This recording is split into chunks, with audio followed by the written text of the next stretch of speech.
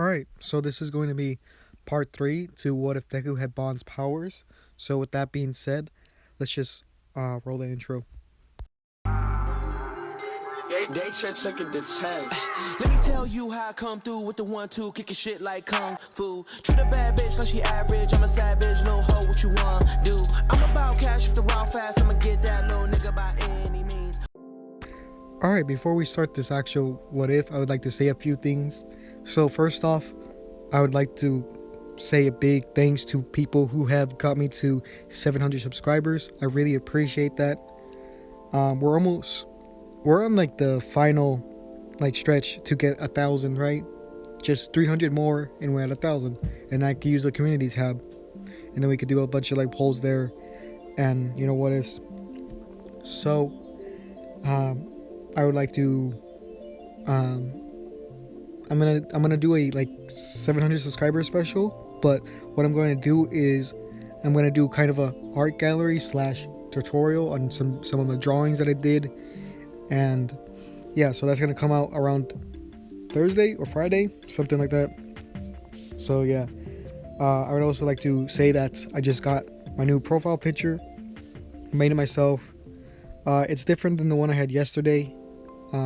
Yesterday was just a normal Bond poster that you see on screen, but just with sunglasses. This time I actually did more editing to it. So if you guys want a similar kind of profile picture or something different, you guys can actually DM me on Twitter or follow me, and then you can even send me the assets that you want me to use, and then after that I would do it. And then the only conversation I really need is that you give me a verbal shout out on your YouTube video and like a link to my channel, and that's all you really need. So it's gonna be first come first serve. You don't have to pay, it's gonna be free. All you have to do is give me a shout out, like I said.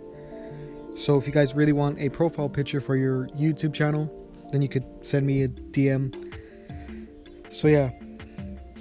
Also, I would like to know where you guys actually, what do you guys actually like about my what ifs? Like one particular reason. Like it could be the way I narrate, what I do in the stories, my voice. I don't know, something like that.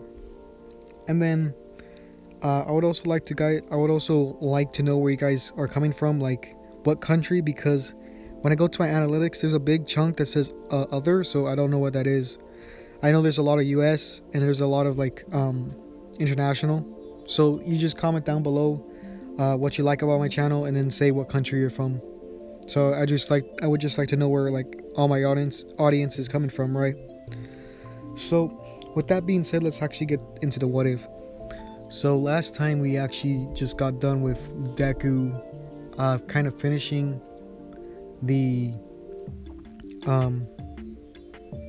hero versus villains the assignment, and then he ended up winning with Uraraka and becoming the vice president or vice representative, with Ida being the representative. So before we get all into that, I got an idea from a commenter about giving One for All to one of the big three. So I'll put on screen the big three, and you guys can vote. I'll have a poll on the big three on who you want to actually receive One for All, and I'll give you the description of their quirk. So there's Mirio. He is the one who we see the most in the anime in the last episode. His quirk is permutation. He's able to become intangible and go through objects. And the con to this is that his clothes fall off unless they have his hair fibers woven into him. He can't breathe when he's in between objects, and he can't see, but he's able to make specific spots of his body intangible and things like that, right?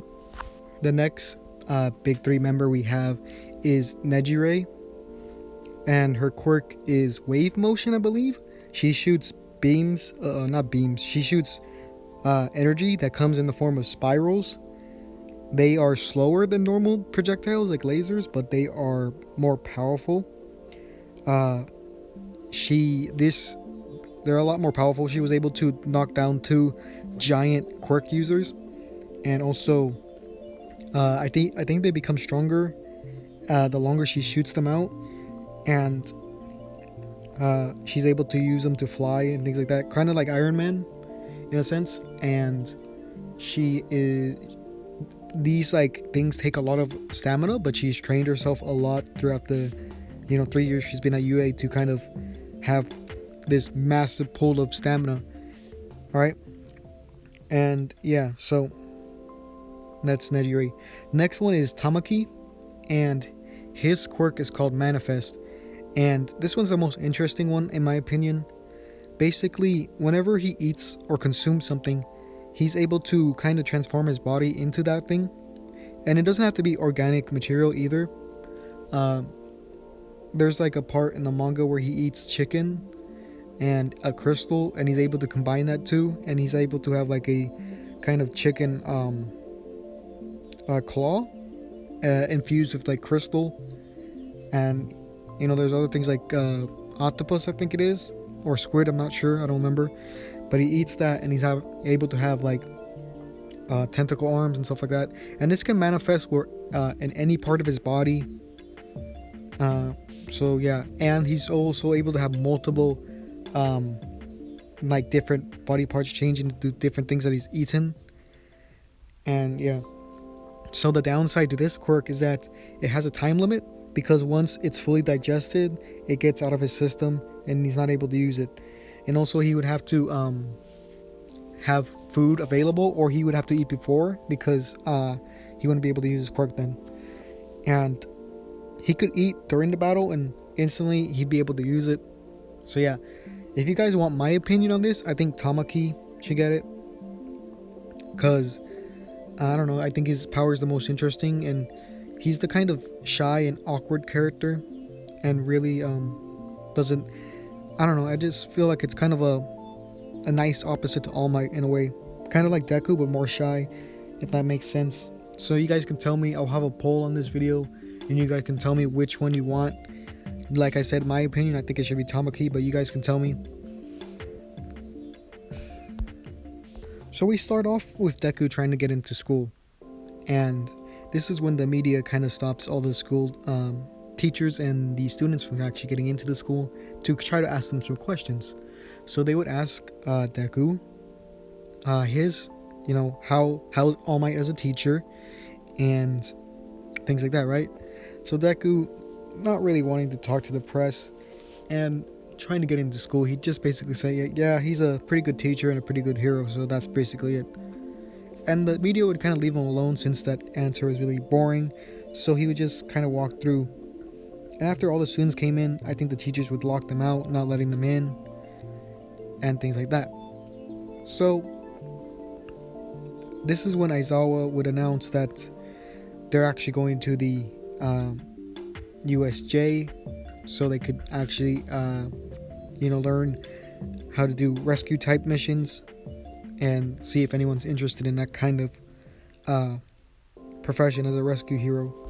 So we cut back a little bit later into the day, and this is when they're actually having lunch, and the alarm for UA turns on, and then the students think that a villain is actually invading, but this is actually just the media. They run into that hallway. Deku, I think, would be able to see, since he's a little bit taller in this one, and yeah, so he would basically see it as just the media. So he would try to get everyone's attention. It wouldn't work since everyone's kind of rushing. So what he would do is that he would use a Hunter Fest, which basically lets him absorb the physical energy, or not physical energy, the physical strength of every living thing within 100 feet. So he would do this to try to get their attention, and he would be like Hunter Fest, and he would suck all the physical strength from people, and everyone would get weak, and he would kind of bulk up just like how Bond does in the anime. So he'd be like, are you guys serious? It's just the media. And people would get kind of annoyed at him, but at the same time they would be relieved, since he made them all feel weak. Like, he took their like strength, so they would like feel really drowsy, stuff like that, right? So after that was done, he would kind of release that energy. So at this point, he feels like really tired because of it. So they get to the next day, and they're packing up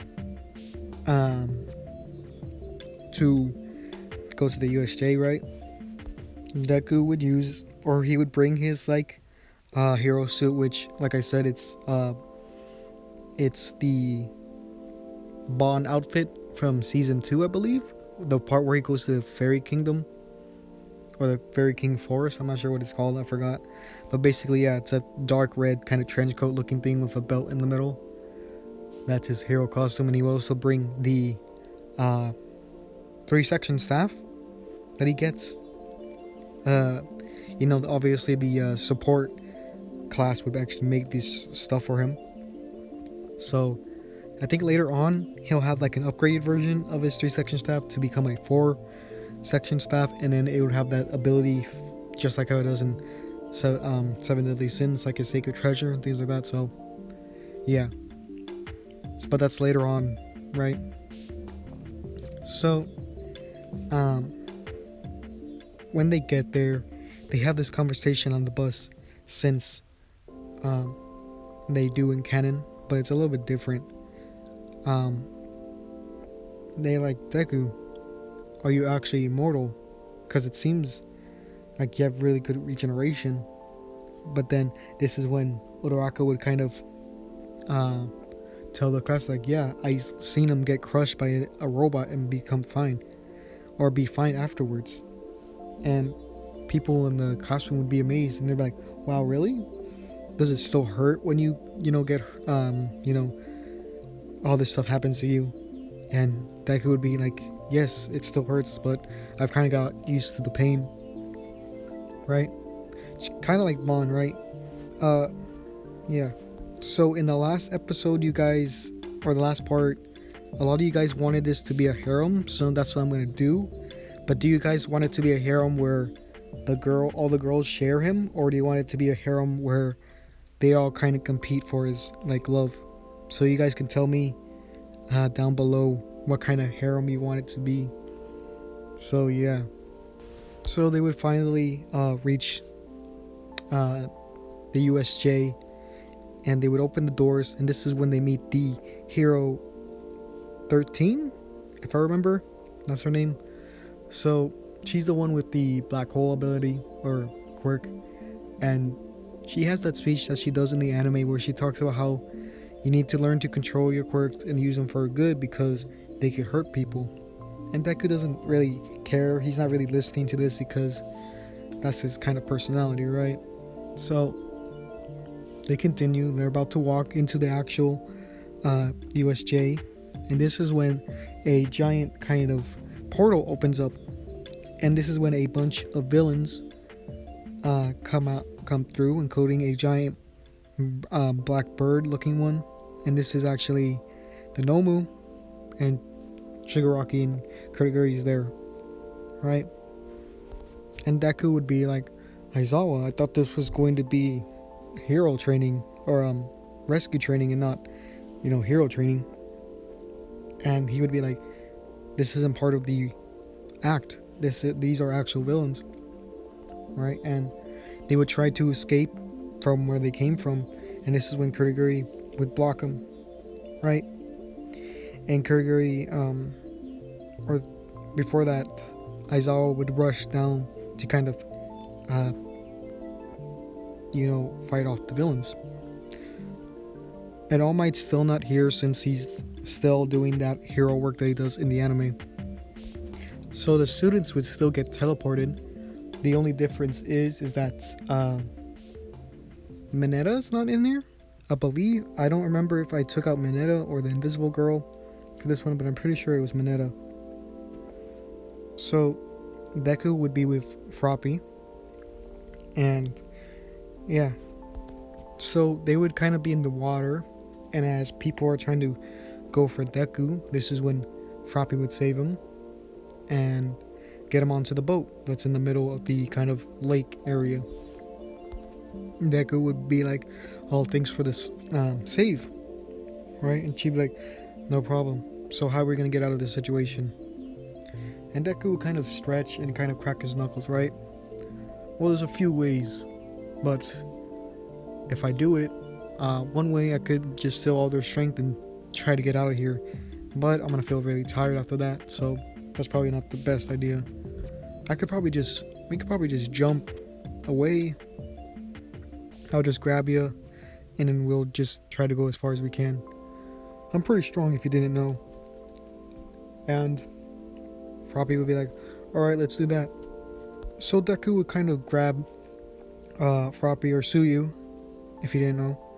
And Suyu would get really flustered because she has this guy kind of like grabbing onto her. And with like nearly all of his strength, this is when Deku would jump into the air and try to go towards the shore. Because in this one, like I said, he has super strength. Nearly on the same level of All Might, at least in his past his prime form, right? You know, and the impact of him jumping off would actually cause a whirlpool to where he was standing. So all the villains would kind of collide there. So when he gets to shore, this is when he sees Aizawa fighting the Nomu and actually losing, right? As they're watching this happen, this is when Shigaraki tries to grab Suyu or Froppy's face with his hand so he could disintegrate it. And this is when I think Deku would grab his wrist and he'd be like, "Hands off the girl." And hearing this would, you know, Froppy would feel kind of flustered after hearing that, him protecting her. So Shigaraki would be like, "Oh, so you want to be a hero, huh?" And this is when he would start, like, he would use his other hand to touch his hand, the hand that's grabbing him. And that hand would just basically disintegrate. And then it would heal up and have a new one. And Shigaraki would be confused, like, "What? That's cheating. What quirk do you have?" And I think Deku wouldn't tell him. He'd be like, "I don't have to tell a villain like you anything." And this is when Shigaraki would try to go for his face. And again, Deku would try to like grab his wrist. And I think he would actually snap it. He would snap his wrist. Kind of like Escanor did to his brother, I guess. So Shigaraki would stumble back in a lot of pain from this. And this is when he would order the Nomu to fight Deku. So he could have some time to recover. Not like heal, but like try to get used to the pain, if that makes sense. So what would happen is Deku, seeing that this creature isn't human, he would try to use his fox hunt in combination with his 3-section staff to pull out the heart of the Nomu, right? And it does work because when he takes out a heart from a person, it doesn't like rip it out. Like there isn't like a big, if I remember, there isn't like a big hole. But the way that his snatch ability works is that it goes through any obstruction. So even if he does have shock absorption, it doesn't really matter because he'll just go through that and take out the heart. So Deku would just use his thing, take out the heart, and he would just kind of stomp on it, right? At this point, we don't know how strong the regeneration of the Nomu is. He was able to regenerate like an entire like side of his body with his like arm that was missing. So we could assume it's pretty strong. But is it like strong enough to regenerate a heart? Do you have to like destroy the brain for it to actually not work anymore? Because we don't really know these. So we could assume, based on how it works, that you would need to stop the brain function and then do that. Because if you take away the heart, the brain's still active for a few seconds, right? So it'd be able to regenerate. So Deku would have this happen, and that creature would only stop for a second and then come back. And Deku would be kind of confused. And then he'd be like, Shigaraki would be like, "Your tricks aren't going to work on him. He has not only shock absorption, but regeneration." Because Shigaraki doesn't really care if he tells the enemy his secrets. At this point, he's really immature. At least that's what other characters call him. So Deku would kind of be in this kind of a struggle between the two, where they're like both grabbing each other's hands and they're like trying to push each other further. And Deku is around the strength of All Might, not in his prime, so the present All Might. So he would still be around equal strength to the Nomu. So this is when he actually uses his ability Physical Hunt, and this actually takes the physical strength from the Nomu, right? It's not his Hunt Fest, because Hunt Fest or Hunter Fest actually takes the energy or the physical strength from everything around him. But this only takes a certain like strength from the person, one specific person. So yeah. After he does that to the Nomu and takes his strength, this is when the tides start turning in his favor. So the Nomu would be weaker and he would just keep on getting stronger. So there'd be that kind of punching barrage between the two, and each shot for the every shot that Deku's actually hitting does more impact than the Nomu on him, because if I believe, the more like Bond regenerates from like attacks, the stronger his skin gets. That's how like Purgatory Bond became stronger, since like it was just like every day his like flesh being like destroyed and then rebuilt, kind of like that, if I remember.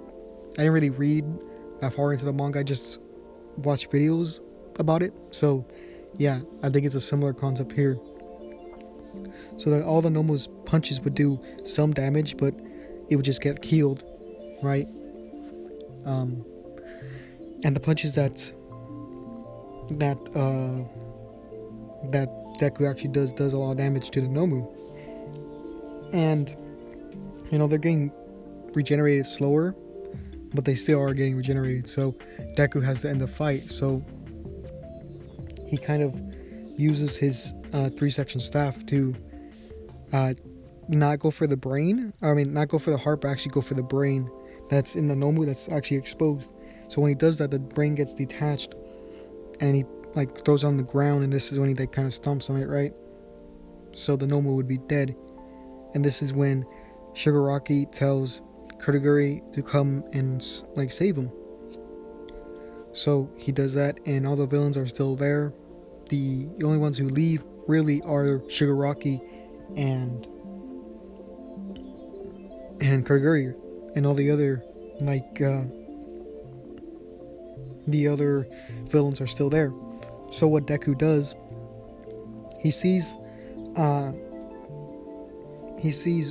Aizawa actually on the ground, kind of, you know, really injured. So what he does is that Deku cuts his wrist and he lets the blood flow onto him. And it's implied in 7 Deadly Sins that his blood has regenerative powers or healing properties, since he had the Fountain of Youth. But in this one, Deku has like immortality, just because like biological immortality. So I think in this one he would still have healing properties, but not to the extent of like completely healing people. I think it would be slightly better than it'd be a little bit better than Recovery Lady or Recovery Girl, but it's not a complete like full-on recovery, like your body's completely healed. But it'd be enough for him to get back on his feet, right? And Aizawa would thank Deku for all of his help. So at this point, Aizawa and Deku would go around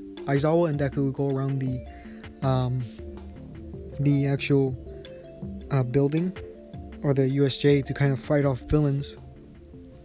And he would actually save Momo and Jiro from the kind of electric villain there, because Kaminari was getting held hostage and things like that, right? He would just go around helping all the students that are there.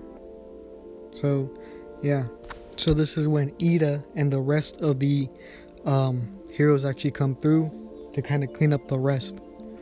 So I think that the incident with the USJ wouldn't be as big as it was in canon, or it'd be a little bit smaller. It would be more favored towards the actual school, because not that many people were actually hurt, like the teachers. The only one that was really hurt was 13, because they used her own quirk against her. So yeah, let me think. So for his like act of bravery, I think that the school would actually reward Deku, and what they would do is that they would upgrade his weapon, and it would become a four section staff. The support class would make it for him, and this would basically act as his sacred treasure.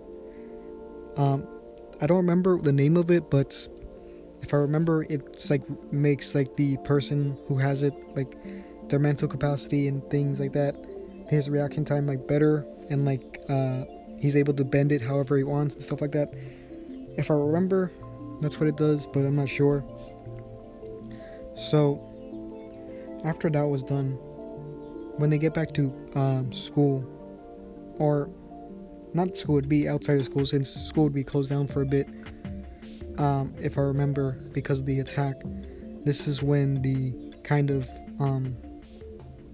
the students, the women or the girls from class 1A would actually get together, and Froppy would be the one to say that she really likes Deku or Midoriya. And this is when Uraraka would also confess, and followed by her would be the other women in class 1A. So yeah, so they all confess to everyone that they actually like Deku. And I think I'll end it here, and then you guys can tell me what type of harem you guys want. One where everyone competes for the person's love, or one where everyone shares that person. So you guys can tell me down below. Remember to like, comment, subscribe. I really appreciate all the support. So with that being said, this is going to be the end of the video. So yeah,